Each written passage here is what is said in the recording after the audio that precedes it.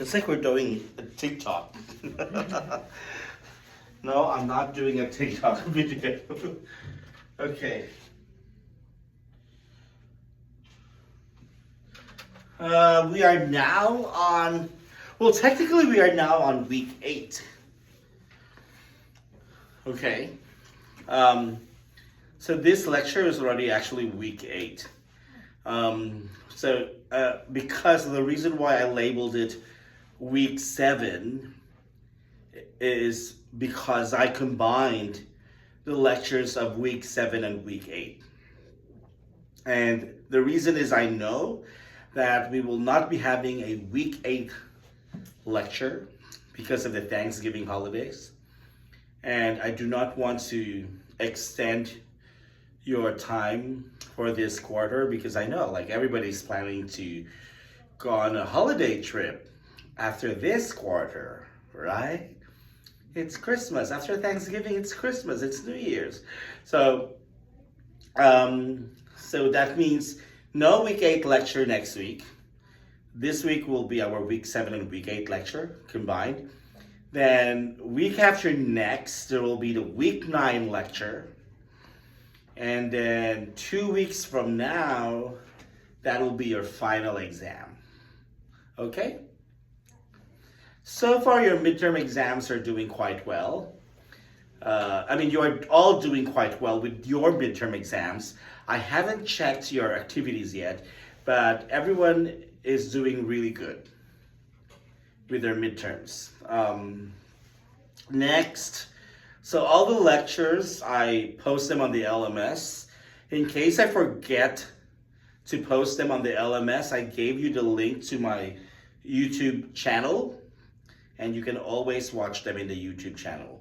Not just the lectures for this class, but including the video lectures of all other classes that I teach. So if you want to learn more, you can watch the videos of the other classes. And some of those video lectures are also somehow connected to the class, to the topics that we discuss here. Okay, so this quarter we're talking about the interplay of externalities, public goods, regulatory measures in achieving efficiency and equity. Okay, you know what's externalities, right? Public goods. You know what's public goods, right? What are public goods?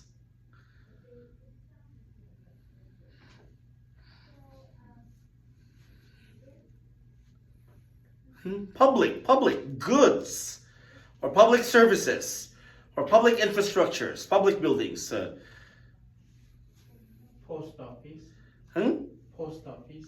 Post office, yes, it's a public good because it's a public service. It's a public building. Okay, so there are 2 kinds of public goods. There's the one that everybody is going to use, no matter what, okay? And there's also a public goods that is available for all, but only a few people will use. But it doesn't mean that you don't use it, you don't need to contribute to it. Okay? So can you give an example of a public good or a public infrastructure or facility that regardless whether you want to use it or not, you still use it? Clothes. No, public goods. Public goods. Public goods. That's your private goods. Public goods. So even if you don't want to use it, you have no choice. You still use it. By being public, it means what? For Everybody. for everybody. Driving the buses. The bus? No, not everybody uses the bus. School. School. Not everybody uses the school. Toilet paper. Toilet, oh come on. Toilet is a private good. Electricity. electricity, but you pay for it, right? What did your taxes pay? Income. I'll give you an example. The street, right? Even if you don't want to use the street, you have no choice. You will either drive on it, or you either walk on it, or you either run on it. You will pass by that street. And that's a public good. That's why when you work, you need to contribute taxes. Because whether you don't want to use that street or not, you have no choice. Unless if you stay in your house and you don't go out. Like what? How long? How long can you stay in your house not going out? Not so long. Can you stay there for 1 year without going out? No, right? You go out. That's why people have to pay taxes, because there are public goods that you are using, and these public goods need to be maintained. Okay, these public goods, we call them, here, I'll show you my notes. We call them non-excludable public goods. That means these are public goods that is open to all, and everybody uses it regardless whether they want to or they do not want to. Now, another kind of public good is called the non-rival public goods. Okay? The non-rival public goods is a good that, or a commodity, or an infrastructure, or a facility that is open to all. Okay? However, you have a choice not to use it or to use it. But regardless whether you want to use it or you don't want to, and regardless if you are using it or not, you still contribute taxes to maintain that non-rival public good. So an example of that non-rival public good would be what? Public cars, right? Schools. Some people don't want to go to school, so that means, it doesn't mean that you're not going to, we said, you cannot just ask the government, hey, can I have a lower tax? Because I don't want to go to school. My children will not go to school. You cannot say that, right? Or can you say, hey, can I have a lower tax? Because I will not go to the park.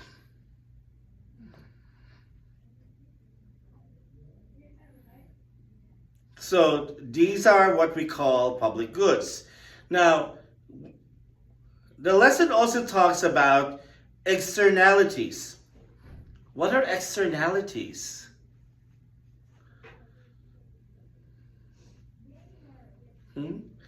These are actions that often affect others, either in a positive way or in a negative way. Okay?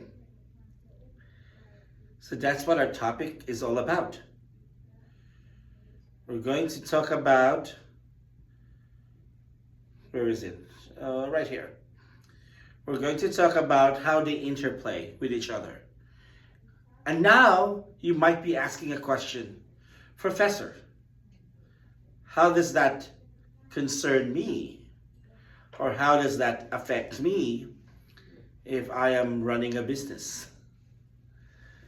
As a businessman or a business manager, should I be involved with such discussion?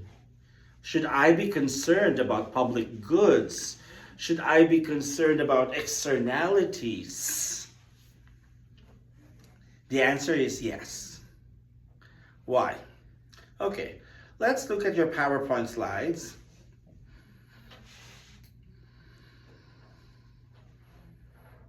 Because this, again, everything that happens in the economy will definitely affect your business.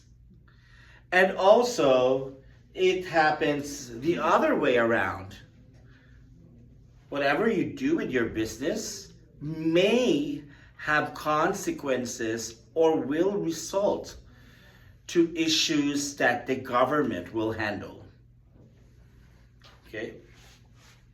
So we talk about economic efficiency and equity, which is what? Optimal resource allocation. We're improving one's individual situation without worsening another is impossible. This is known as the Pareto efficiency. Resources maximize total social welfare. So what do you mean by this one? When you maximize the allocation of resources, it can improve a person's situation. Correct? Correct? However, as a consequence, it can also worsen another person's situation. Is that correct? So when you do something to make others live a comfortable life, there is always a consequence, and that consequence will somehow make other people's lives worse. They call that one the Pareto effect. And that is a responsibility of a businessman or a business manager.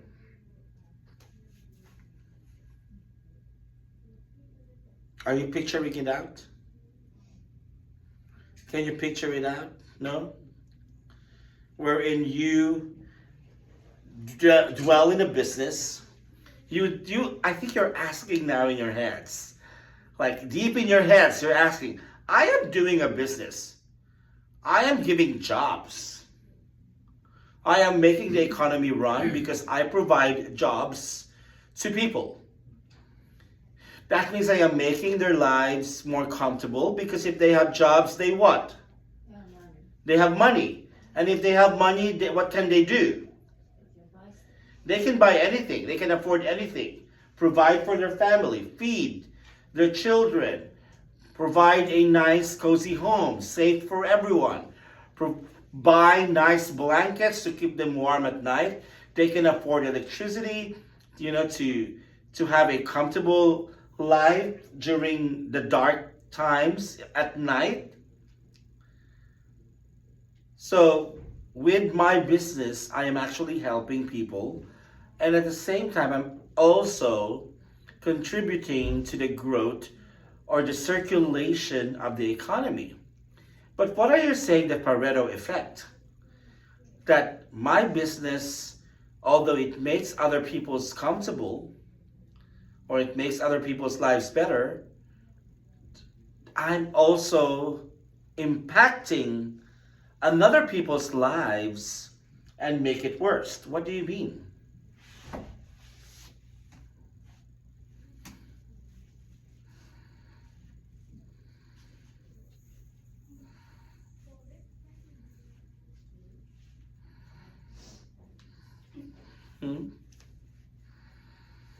Again, your business, contributing to the economy, giving jobs to people, making people's lives more comfortable.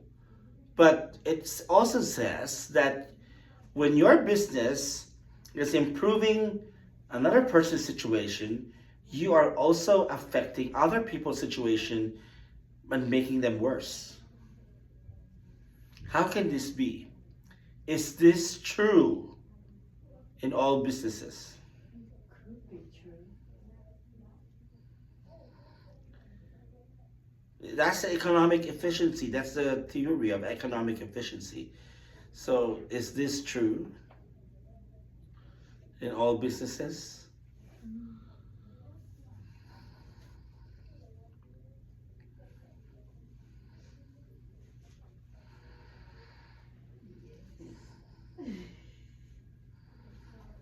Yes? Yes? Well, can you give me an example?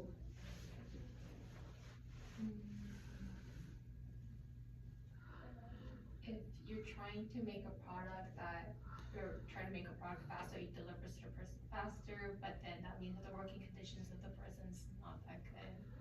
Sorry, you're trying to make a product that is? Like good for the person or the market, but then since you're trying to get the product out faster, then the person who's making it has to like sacrifice. That is one example. One example, good example.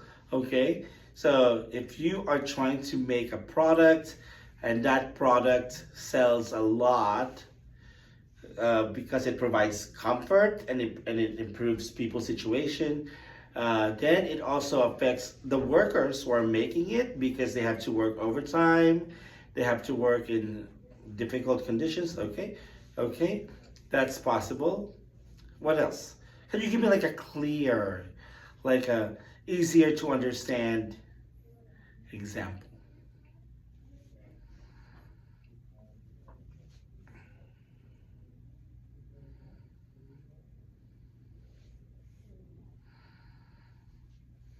Is it inside of the company or just like in general? Because some company succeed, maybe affect different company that who makes like some kind of like same product. They're not gonna sell it more because they succeed. Then the other company will Not make necessarily. less money. Not necessarily. Okay, I'll give you an example.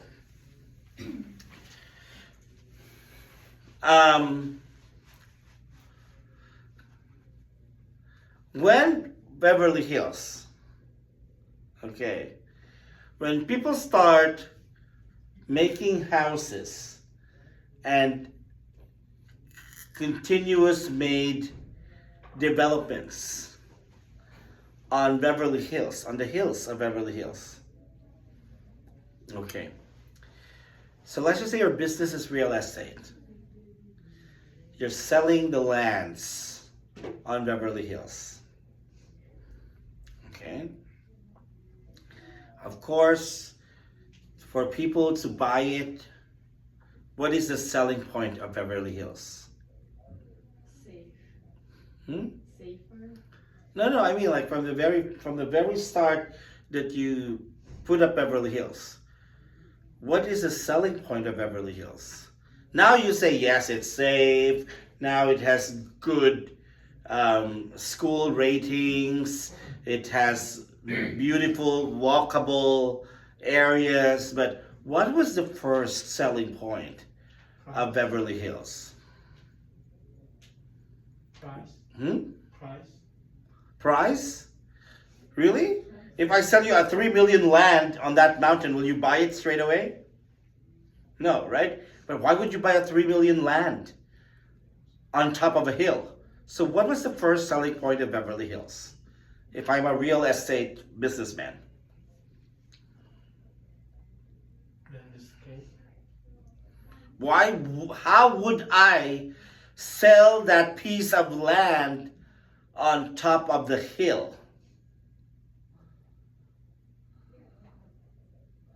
How can I sell it and people will buy it even if I price it for $3 million? Advertising. Yes? Advertise. I can't hear you. Advertise. Advertising? Yes. I mean, I will advertise. Okay. For sale. 300 square meters of land in Beverly Hills. Just land. I'm pricing it $3 million. I'm already advertising it. But what is my selling point? What is my strongest argument for people to pay me $3 million for a 300 square meter piece of land in that area on the hill? The name Beverly Hills. The name Beverly Hills. Really? What if it's not Beverly Hills? What if it's not, what if it's not, a very popular Beverly Hills? The community, the developments around the. The what? Place developments around the place. The developments around the place? Well, that comes now at present. Let's try to go back. Go back to 1910. In the year 1910, when they're still selling Beverly Hills. What do you think is the selling point of Beverly Hills? And if you buy it now, it'll get more expensive later. Like all the properties are like that. If you buy a property in Koreatown now, 20 years after it will become expensive. But in 1910, what was the selling point of Beverly Hills? The view. Hmm? The view. The view. That was the selling point of Beverly Hills. Why would I want to live on that mountain when everything is here in the city? When I want to do grocery shopping, it's very near. When I want to watch a movie, the cinema is very near. The schools are very near. So who would buy a land on Beverly Hills when it's on top of the mountain, top of the hill? So of course they were like, okay, for people to buy, even if I price it for $3 million, I would say, you are buying not just a piece of land. You are buying a land where you can live, relax, and enjoy the view. Right? Number two, apart from the view, what are they selling? If you are up there, what is the thing that you will get apart from the view? You will have Clean air. hmm? Clean air. Clean air. What else? Nature. Hmm? Something that everyone wants that they cannot get in the city. Clean water. Everybody can get clean water in the No, we city. don't. The LA water is fucking suck. Clean air. What else? Quiet. That's it. Oh, okay. Relax. See, if you want to go home, the reason why you want to go home is because you want to rest and relax because you have been working all day. You have been tired all day. So you want to go home in a place where it's quiet, in a place where it's comfortable, in a place where there is peace, in a place where it's exclusive. Nobody will knock on your doors and ask for donations. Nobody would knock on your doors and, ask for help. You want, and even up to now, that is what Beverly Hills is selling. Right? Beverly Hills is selling the views, the exclusivity, the privacy, the quietness, the relaxation. That is what Beverly Hills is selling. Okay. So now, as a real estate person, you discover the selling point of Beverly Hills.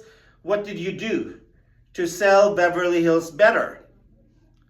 You developed Beverly Hills, right? Because even if it's a quiet place to live, even if it has wonderful views, if it doesn't have roads, if it doesn't have nice streets, if it doesn't have electricity, if it doesn't have water supply, if it doesn't have, what else?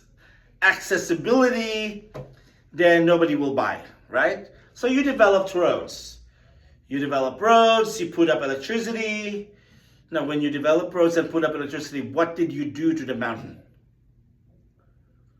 Destroyed. Hmm? You kind of destroyed it. You kind of destroy the mountain. Very good. So now, when we talk about the Pareto effect, you have a good intention, which is a business that will provide comfort that will provide and uplift someone's situation while making money at the same time. But as Pareto effect says, for every improvement of an individual situation, you are also causing a worse impact to another situation.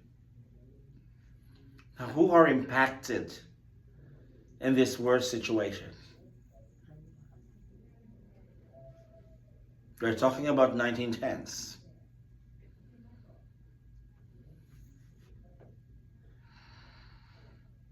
Or even up to now, let's just say up to now. Who are impacted? Movie stars. Hmm? Movie stars. Movie stars? Why are they impacted negatively? That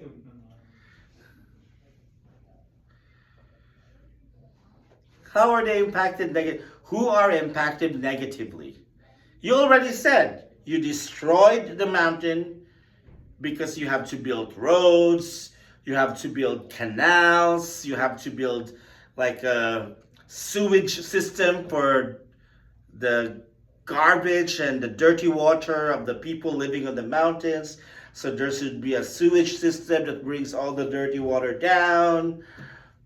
And you cut the trees so that you can build houses. You flatten some parts of the hill so that you can build roads.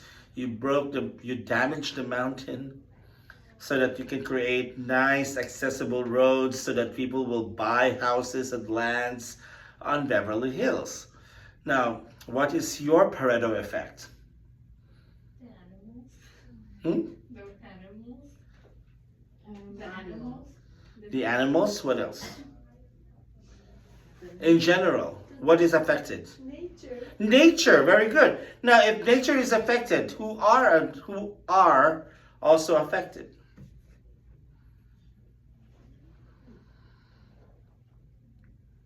Whose lives are getting worse?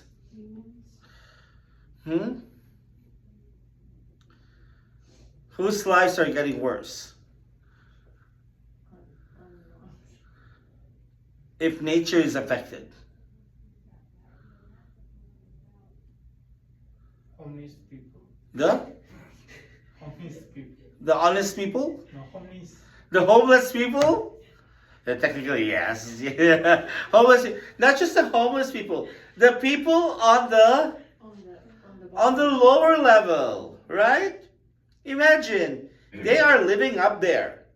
All their dirty water, all their dirty stuff, all their poo-poo in the toilet, when you flush it, it goes into there and then goes to the sewage, right? And joins the sewage of the people here.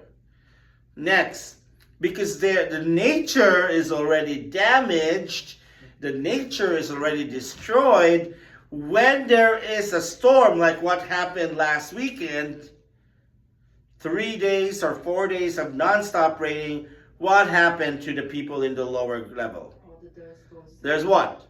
The dirt. There's flooding. Yeah, flooding.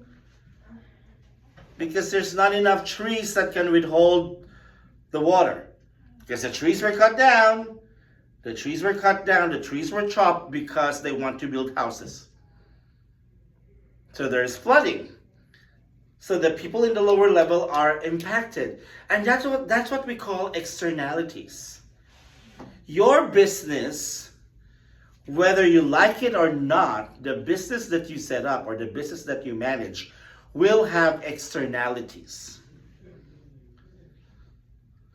And these externalities can create both positive and negative impact to the society. Positive impact because it created a new city on the mountain, on the hills of Beverly. Positive impact because people are buying lands and houses. That means there is an increase in the real estate prices. That means the economy is doing well. Negative impact is nature is affected. And because nature is affected, somehow the people are also affected. Not just the people who lives in Beverly Hills, but especially the people who live below Beverly Hills. Okay? So that is what we call externalities. A consequence, a result of your action, whether it's good or bad. Now, equitable distribution is what we call fair allocation of resources among individuals, ensuring economic disparities do not lead to significant inequalities. This is now essential for social stability and growth. Okay, so let's go back to our real estate business of building houses on Beverly Hills. Now we realize that building your houses brings down all this dirty water to the city below Beverly Hills. It brings down when there is a storm, when there is heavy rainfall, it creates flooding to the people of below living in Beverly Hills. So what do you think will happen?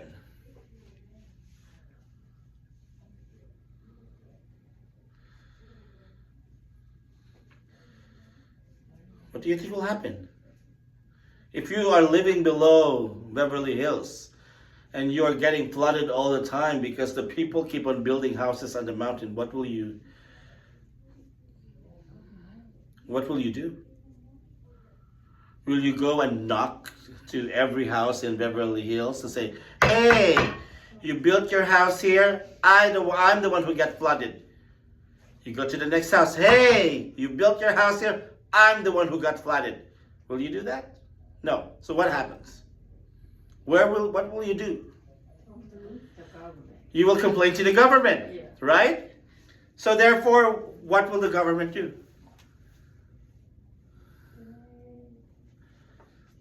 They will fix it. The government will take action. Yeah. That is why the government will fix the problem. How? They will create big dams and tunnels underneath the city so that the water will go to the tunnel, will go to the dams. They will not flood the city, right? Who's going to pay for those dams?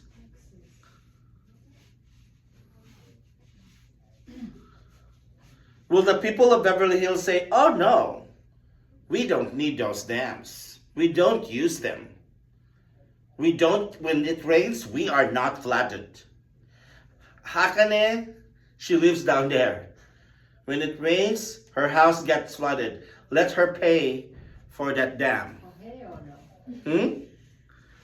Are you going to say just yes? That's why we pay taxes. See, that is what we call now. What do we call that one? We call that one as a non-rival public goods.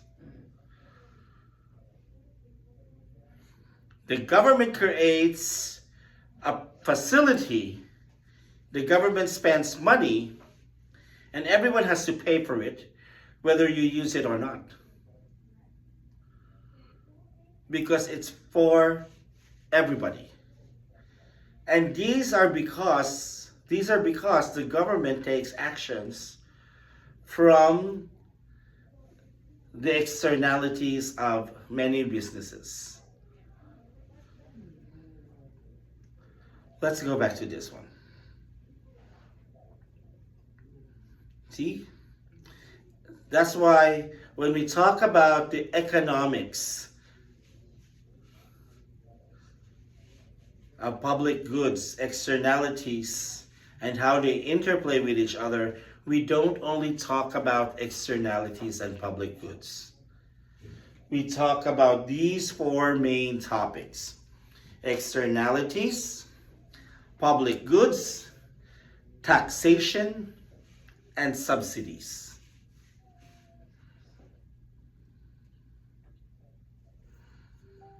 Okay. Now, let's go back again to the example. Okay. because we built those tunnels to fix the problem of flooding. Now, the tunnel cost $10 million. Okay? And the people living below,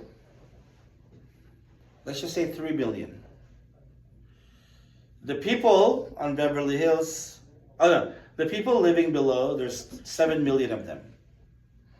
The people living on the hills of Beverly Hills, that is causing, because they build houses there, they cause the flooding, right? There's only 3 million of them.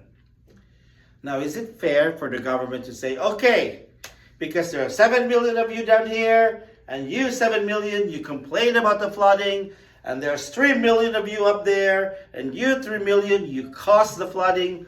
Now, our tunnel is 10 million. We will charge you $1 each.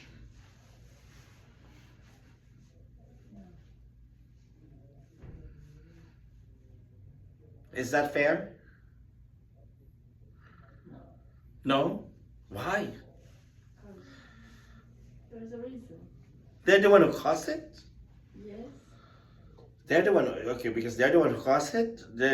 So what do you want to do? Do you want them to pay for all the 10 million? No, but they make more money than us. Why do you think they have? Why do you think they have more money than you? Because they can buy $3 million for the. Because they can buy more expensive lands up there. Yes. Okay, very good. So that is why the government will not just say, okay, we will divide the expenses equally to everyone. That's why the government had to what? Create a public finance study on the redistribution of wealth. Because the $1 for the people living in the ground, that's too much money for them. Yes, Compared to the $1 for the people who live on the Beverly Hills, for them $1 is nothing. Right? For them, well, okay, I can give you $1. But the people here, they don't have one, maybe for them $1 is very difficult to find. So you don't just distribute it equally. That's why there's called taxation. Because taxation will then be the greatest equalizer. Ow, ow, ow, ow, something.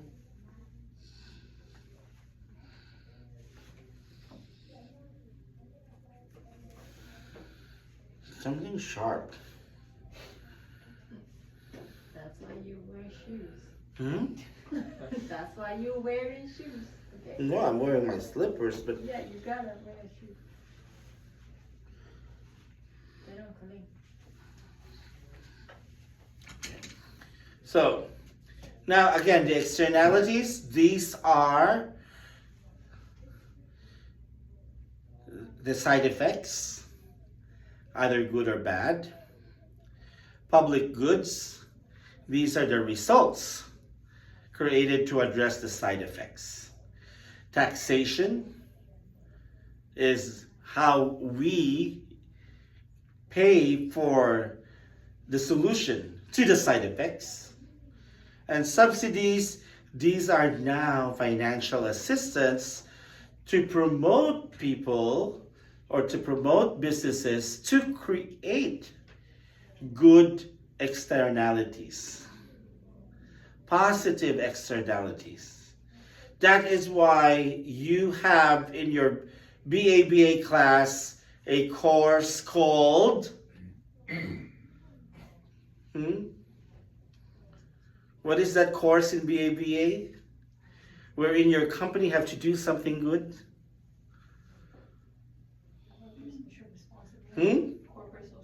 Corporate social responsibility.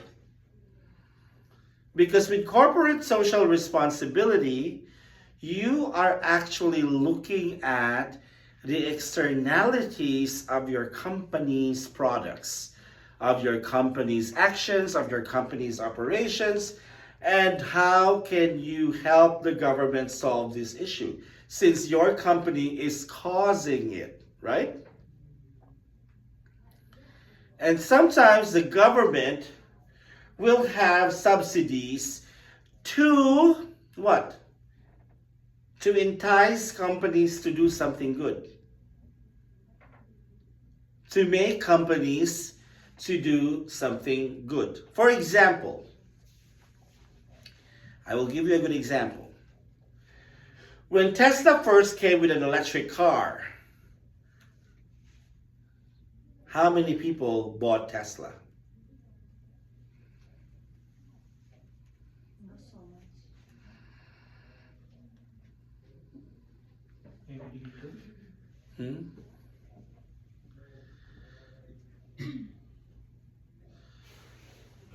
When Tesla started selling a fully electric car, like no use of gasoline, how many bought it?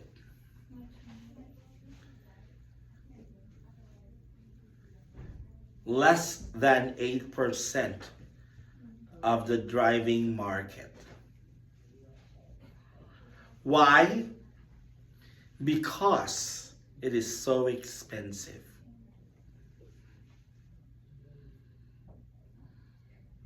But the government realized that Tesla has a positive externality. Again, externality can be positive and negative. What is the positive externality of Tesla? You don't use the gasoline. And it's eco. Hmm? It's safe. For the environment. Safe for the environment, very good. Because it is safer for the environment, it does not pollute the government that bad. So therefore, they wanted to promote Tesla. How did they promote Tesla? They provided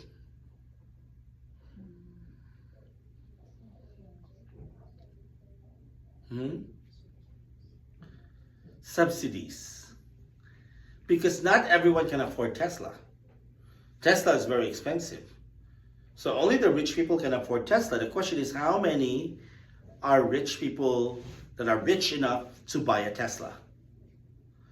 But then Tesla has a good externality because it helps clean up the air. It lessens air pollution. So the government said, why don't we subsidize a portion of the cost so that the people can afford it? And when the people can afford it, people will buy it. And when more people will buy it, then we will have a cleaner air. Correct? Yeah. Okay. But what is now another positive externality of this idea of subsidizing the cost of Tesla?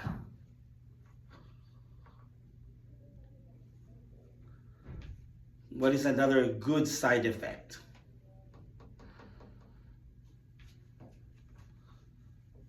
That the government's, okay, let's subsidize. How much is a Tesla? 50,000. Okay, if you buy a Tesla, the government will pay you 10,000. So you will only pay for the 40,000. And then now you own an electric car. People will be like, wow. You know people, right? If you tell them like, this is $1,000, but I'll give you 5% discount. Oh, okay. They will buy it straight away. They don't care if they need it or not.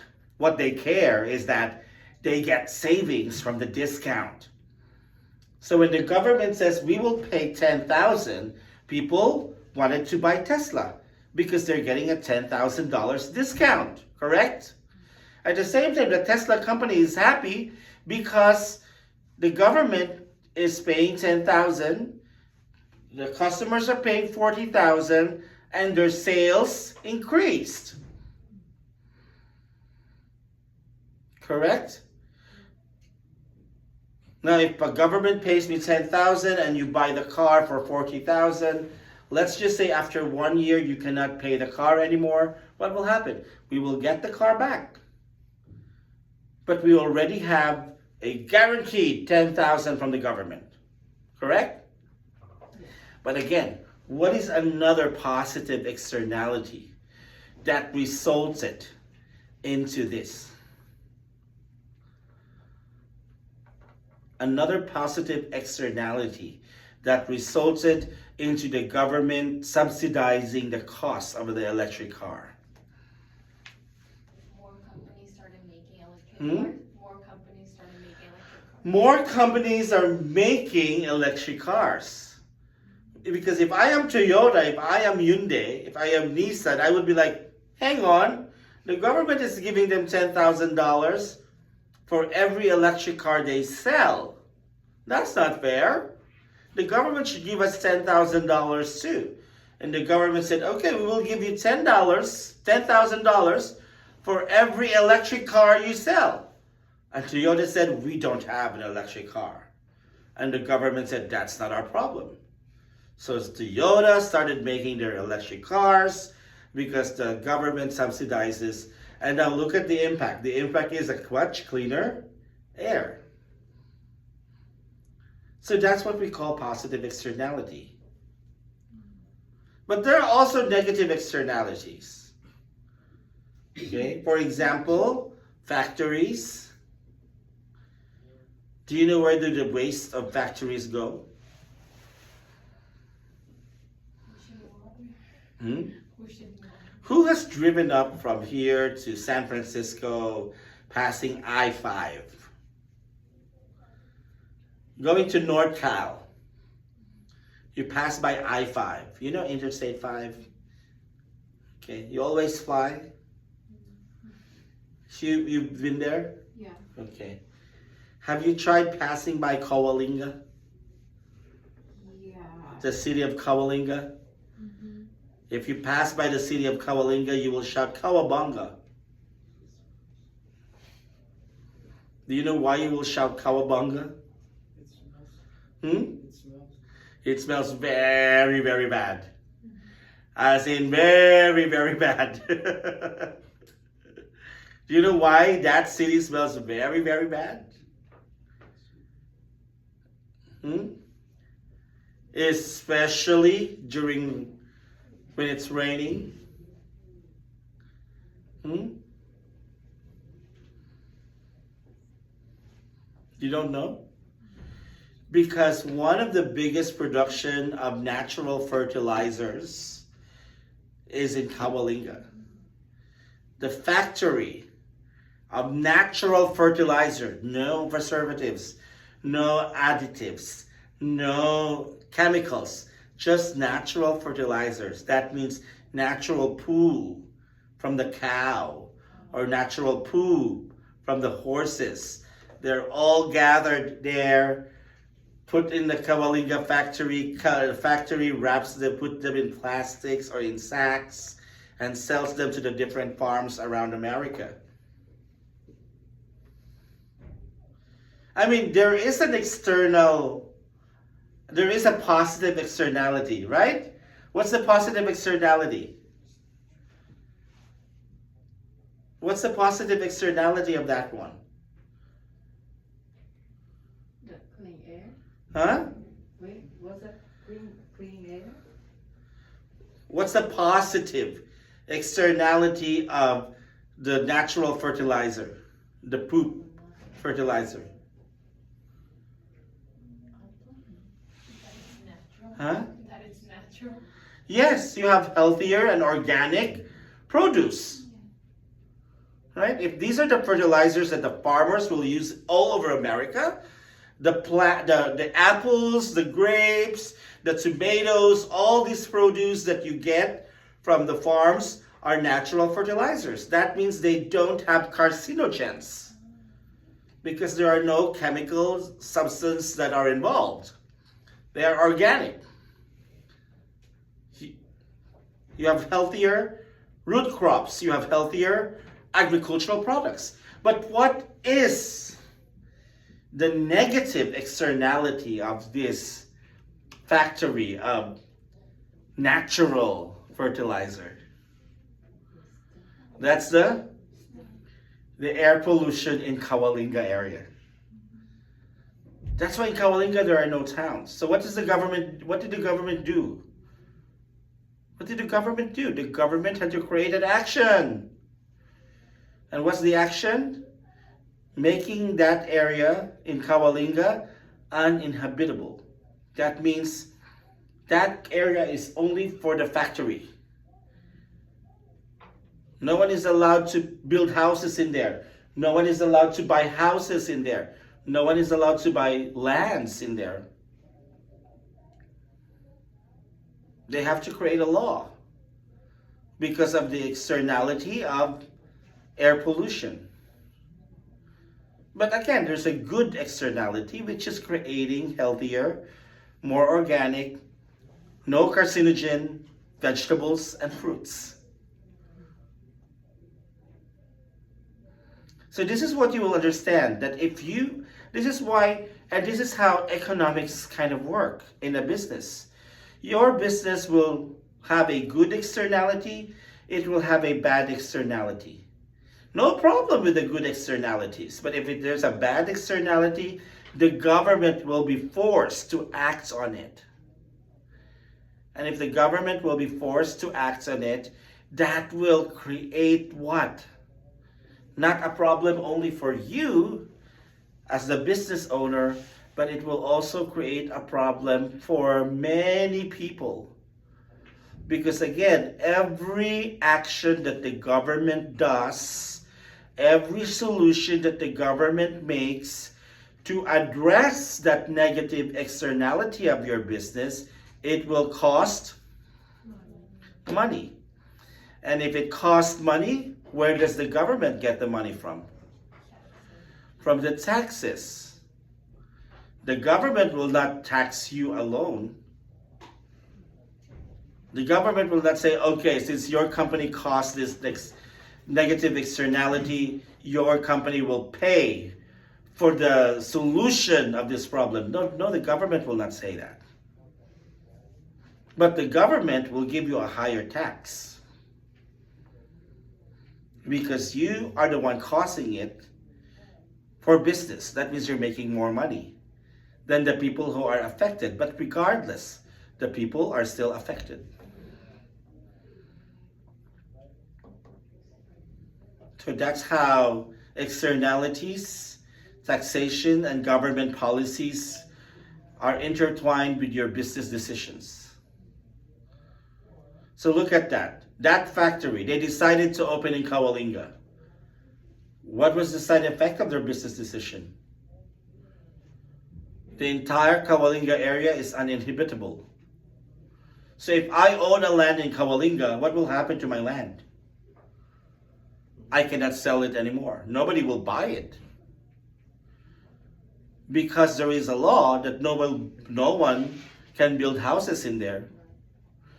I own that land, but I cannot build a house in that land anymore. I cannot build a business in that land anymore. Unless my business is also natural fertilizer. Because of that one decision made by one fertilizing company, the other people who own land in Kawalinga are forced to just dwell into fertilizing business. Natural fertilizing business, because they have no more use for their lands unless if they will sell it to the existing fertilizing business. So a decision in your operations will have always a positive and negative externalities. And if it's a negative externality, government will always act on it, and it creates a problem not for you but for all. Okay, any questions so far? None? Okay. And they're still okay. They can still make this decision. And what's the government approach to save the people's lives? Well, when the government approaches you, the government will also regulate you. You will have no choice.